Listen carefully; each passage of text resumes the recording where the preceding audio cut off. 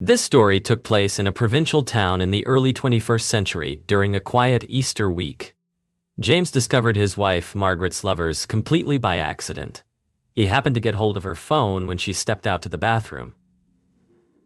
Then, We stepped out to the bathroom. messages contained words of love, pet names like Bunny and Sweetheart, and plans for their next meeting. Furious, James immediately grabbed his phone and called the potential rival. The man answered, and James screamed into the phone, louder than ever before, completely losing his composure. At first, the man was cocky, but eventually he simply hung up and refused to answer any further calls. Margaret, surprisingly, stood her ground like a regal fat cobra. "Yes, I won't deny it," she said. "He has money, a proper family. You can't even feed your own." James grieved, packed his bags, and moved in with a distant relative, someone like the cousin of his great aunt or some such. It didn't matter. Rent had to be paid. Rent had to be paid. To someone, Margaret was left alone with 2 kids and their cat, Lucy. James missed his children terribly. Even streaks of gray appeared in his hair. He wandered around like a shadow, frightening not only his subordinates at work, but also random passers-by on his long, exhausting walks back to his relative's apartment. One spring day, James fell ill. Perhaps it was a vitamin deficiency or the burden of his heavy thoughts. He went to the clinic, got a ticket for a doctor, and stood in a long queue. An idea, sudden and explosive like thunder from a clear sky, struck him. He pulled out his phone, found the rival's number, and quickly sent a message. "If you're the one who infected me, along with her, I'll bury both of you in the same grave. It doesn't matter. I'm as good as dead already." After sending the message, James quickly left the clinic, went to a deserted gazebo, and called Margaret. As soon as he heard her painfully familiar, still beloved voice, he began yelling into the microphone, frightening himself with his own voice. But it sounded damn convincing. "If this is your fault, God help you. Do you hear me? I don't know what I'll do to you both." Margaret snapped back to life. "Why are you shouting? Have you been drinking again? Speak properly, or I'm hanging up. I gave blood for tests. They found hepatitis B. Do you understand? Blessed hepatitis B. Besides you, I haven't been with anyone else. So thank your precious boyfriend. Soon your kids will be orphans." "You're drunk. Go sleep it off, idiot," she said, but her voice betrayed something. Fear. No, not fear. Horror. "It doesn't matter. But in 2 days you'll drag yourself to the clinic. I already listed you as a potential carrier. You'll do the tests and tell the doctors exactly where, how, and with whom." Got it. That was all James needed. He ended the call, turned off his phone, and walked home, smiling blissfully and smoking. After a while, he turned his old Nokia back on. 15 missed calls from Her Majesty. 1 moment later, the phone rang again. This time, James answered first. "Hey, genius. What's your name?" "Tony." "Why?" "All right, Tony. Head to the hospital and get tested. If you don't have hepatitis, consider yourself lucky. And stop doing it without protection." Tony stammered something about always using condoms. "Save it for your mother. I know my wife's undying love. She'd never demand you wear one. But she does love money. Bye for now, Tony. I need to call another victim in Wales." There was a pause, and then James could practically feel the other man's shock through the phone. "Another victim? What are you on about?" "Oh, Tony, you didn't know. I thought Margaret told you everything. Aren't you two about to settle down together?" "Well, sorry, mate. The rest you'll have to get out of your lady. Let's just say she had a little fling a couple of years ago. Oh, the love they had could fill a 700-page romance novel. Anyway, take care." With that, James removed the SIM card, broke it, and tossed it into the trash. He bought a new one at the first kiosk he passed. Spring, summer, and autumn passed. In the winter, Margaret was the first to reach out, hinting she wouldn't mind James coming back.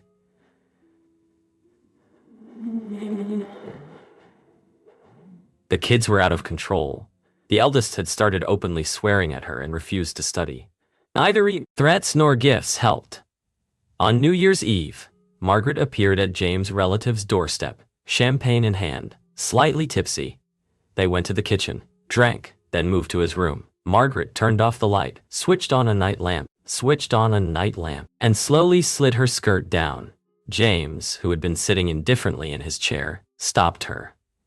"I have one condition," Margaret, now playful, hissed. "What condition?" Only with condoms." After a passionate night of love, James kicked her out, telling her he didn't need her anymore. Behavior. She had started taking more care of herself, changed her hairstyle, frequently visited a beautician, and even began dressing more provocatively. He saw it but didn't want to believe it. How could it be? His wife, his Lily, cheating on him. But today, William followed her. He had asked for permission to leave work early and drove to her office. He saw Lily leave the building and get into a stranger's car. A very expensive car. He followed them. The car drove into an elite residential complex, and though William couldn't get inside, it didn't stop him from seeing what happened next. A man got out of the car, opened the door for Lily, and then William watched as they passionately kissed in the courtyard. When his wife and her lover disappeared into the building, William sat in his car for a while, unsure of what to do. Eventually, he started the engine and drove home. He didn't know what to say or how to handle the situation, so he decided to remain silent for now. William held a good position at his company, was respected, and earned a decent salary. But for Lily, it was clearly not enough. She dreamed of luxury, private jets, and her own yacht. He wondered if her new man could provide her with all that. William decided to gather as much information about this man as possible before confronting Lily. He had managed to catch the car's license plate, but doubted it would be enough. He even began considering hiring a private detective. Instead, he called a friend, Arthur, who worked in the police force, and described the situation. "Tell me the license plate," Arthur offered. "We'll find out who owns it." Within 5 minutes, William had the information. Lily's had the information. Chosen man owned his own company, a fairly large construction business. He was divorced, had been single for a while, and William even found an interview online, where the man said he dreamed of having a family, most importantly, with children. Now William fully understood why Lily was acting the way she was. She had stopped hiding her affair because she planned to leave him soon. William couldn't allow this. His male pride couldn't stand such humiliation. Lily had refused to have this humiliation. Children with him, always saying it wasn't the right time, that she wanted to enjoy life, or that she was afraid of ruining her figure. Yet, for this man, she seemed ready to embrace motherhood. The solution came quickly. The best way to get back at Lily was to have his own affair, and the perfect candidate wasn't hard to find. Anastasia, Lily's best friend, would be ideal. William and Lily had been married for 5 years, and during that time, William had come to know Anastasia well. He knew she had feelings for him, something both he and Lily were aware of. However, acting directly with Anastasia was risky. Fortunately, Lily's birthday was only a few weeks away, and William had a plan. He called Anastasia and invited her to meet that evening, saying he needed help planning a surprise for Lily. "What are you planning?" Anastasia asked as they sat in a cafe. "A special party or a unique gift?" "A special party or a unique gift." "Did you know Lily is cheating on me?" William asked directly. "What?" Anastasia exclaimed, shocked. "No, of course not. You must be mistaken. Lily would never cheat on you. She loves you." "Don't cover for her," William said. "There's nothing between us anymore. We're just living together out of habit. I've known for a long time that I made a mistake. I should have chosen you, not her." Anastasia blushed deeply. "Chose her," she said firmly. "And you're married." William moved closer and placed a hand on her shoulder. "Listen," he whispered. "We can change everything. We can be happy together." Anastasia shook his hand off and stood up. "Duh! You invite me here for this?" she asked angrily. "How could you think I'd do?" She shook her head in disbelief. "Anastasia, I'm sorry," William said, running a hand through his hair. "Sometimes I act like a complete jerk. Lily seems ready to leave and I'm just nervous. I didn't mean to upset you. Don't tell Lily anything," Anastasia said, sitting back down hesitantly. "Are you sure she's cheating?" "No," William replied. But she's so distant. I don't know what else to think. I think you need to do something romantic for her, Anastasia suggested. Plan a candlelit dinner, talk to her, and maybe things will get better. Probably right, William said. But I'm not great at these things. I'll plan a dinner for her birthday, buy her a nice gift, maybe diamond earrings or a bracelet. Maybe you could come over next week and we can talk it all out together. After some hesitation, Anastasia agreed. William spent the next week convincing Lily to spend her birthday evening at home. She refused so emotionally, without even trying to come up with excuses, that it only strengthened William's belief that she was planning to leave him soon. He was curious as to why she hadn't already done so. William wasn't deluded into thinking he could keep her. He wasn't even trying to fix their relationship. He wanted only one thing: revenge. His plan was simple, yet brilliant. He knew that neither his wife nor her friend Anastasia could handle alcohol, so all he needed was to get them drunk. On Saturday evening, they finally all gathered at the apartment. William had thoroughly prepared. He ordered food from Lily's favorite restaurant and ensured there was plenty of wine at home. He suggested they start drinking immediately to relax and make conversation flow more easily. Within 2 hours, both women were already nodding off. That was exactly what William had been waiting for. He sent them off to sleep, tidied up the apartment, and then began to execute his plan. He carefully carried Lily to the couch in the living room, gently placed a pillow under her head, and even covered her with a blanket. Then he carried Anastasia into the marital bedroom, placing her on the bed they shared. He lay down beside her. Now all he had to do was wait for morning. As planned, William was woken up by Lily's loud scream. Summoning all his self-control, he tried to keep a straight face and feigned confusion. "What's wrong?" he mumbled, rubbing his temples as if he had a headache. "Why are you shouting so early? Are you out of your mind?" Lily yelled. "How drunk did you get to mix me up with Anastasia? Why are you two in the same bed?" William gave a lazy smile. "Because we spent the night together. Turns out Anastasia isn't as shy as she seems." At that moment, Anastasia woke up. Dazed, she looked around, holding her head as if it ached. "What am I doing here?" she asked cautiously. "What? You don't remember?" William asked, pretending to be puzzled. "I can't imagine forgetting something like that." Lily stared at him for a long time. Understanding dawned in her eyes. "So, this is your revenge?" she asked. "You wanted to hurt me." "Well, guess what? It didn't work. I want both of you out of here right now. I don't care what happened or what explanations you think I need. I'll pack my things and leave, and I hope I never see you again," she said, directing her last words at T. "Anastasia," then turning to William, she added, "I'll see you only in court." Anastasia hurriedly got out of bed, grabbed her belongings, and rushed to the bathroom. William, meanwhile, sat in the kitchen, lazily sipping his coffee, feeling utterly satisfied. He managed to disrupt his wife's plans. "You set me up," Anastasia said as she entered the kitchen. "Set you up?" William feigned surprise.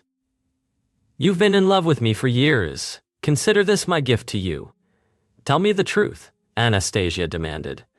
"Did anything really happen between us?" "I told you the truth," William replied. But as the days passed, he found himself increasingly alone. He realized that he wasn't as young or attractive as he used to be, and he began longing for the comfort of home and companionship. His wife filed for divorce, and it became clear that she had no intention of coming back. William thought more and more about Anastasia. Why had he chosen the more brazen Lily over her? Anastasia was kind, caring, and beautiful. She had secretly loved him for so many years. William tried calling her, but Anastasia didn't answer. Realizing how deeply he had hurt her, William decided he needed to show the seriousness of his intentions. He bought an engagement ring and, dressed in his best suit, arrived at her house on a Saturday afternoon, holding a bouquet. Standing in her courtyard, he rehearsed his proposal, carefully choosing the right words to convince Anastasia to give him another chance. Just as he was about to approach the door, it swung open. Out stepped a radiant Anastasia, glowing with happiness. She spotted him standing there and paused. Her paused, expression shifting from surprise to something unreadable. William straightened his tie, cleared his throat, and stepped forward, trying to hide his nervousness. "Anastasia," he began, his voice soft yet firm. "I'm here to apologize and make things right. I made a mistake, a terrible one, and I see that now. I've been a fool all these years, not realizing what I had right in front of me. You've always been there, kind, loving, and loyal. I don't deserve your forgiveness, but I want to try." Anastasia's smile faltered, and she looked away, avoiding his gaze. "William," she said quietly, "you don't need to do this." "Yes, I do," William insisted, stepping closer. He reached into his pocket and pulled out the ring box, opening it to reveal a simple but elegant diamond ring. "I'm serious, Anastasia. I've thought long and hard about this. I want to build a life with you. I want to show you that I'm not the man I was with Lily. Please give me a chance." Anastasia took a deep breath, her hands trembling slightly. "William," she said, "I cared about you. I cared about you for so many years. But what you did, what you said, do you even realize how much it hurt? You didn't just humiliate Lily. You used me. You turned me into a pawn in your game of revenge. Do you really think I can forget that?" William's heart sank. "I was wrong," he admitted, his voice breaking. "I know I was wrong. I let my pride, my anger, cloud my judgment. But I swear, I never meant to hurt you. I just didn't know what to do." Anastasia gave a bitter laugh. "That's the problem, William. You didn't think about me. You didn't think about anyone but yourself. And now, you come here, expecting me to fall into your arms because you've decided I'm the right choice after all these years." William's shoulders slumped, and he looked down at the ring in his hand. "About you. I don't want to live the rest of my life regretting what I lost. Even if you don't forgive me, I needed you to know that." Anastasia hesitated, her expression softening for just a moment. But then she shook her head. I'm sorry, William. I've moved on. I've found someone who treats me the way I deserve to be treated. Someone who doesn't see me as a backup plan." William's face fell, and the hope in his eyes dimmed. "I see," he said, forcing a small, sad smile. I see," he said, forcing a small, sad smile. "Glad you found someone who makes you happy. You deserve that. More than anything, you deserve that." Anastasia nodded, her eyes glistening with unshed tears. "Take care of yourself, William," she said softly. Then she turned and walked away, leaving him standing in the courtyard, the bouquet and ring feeling heavier in his hands than ever before.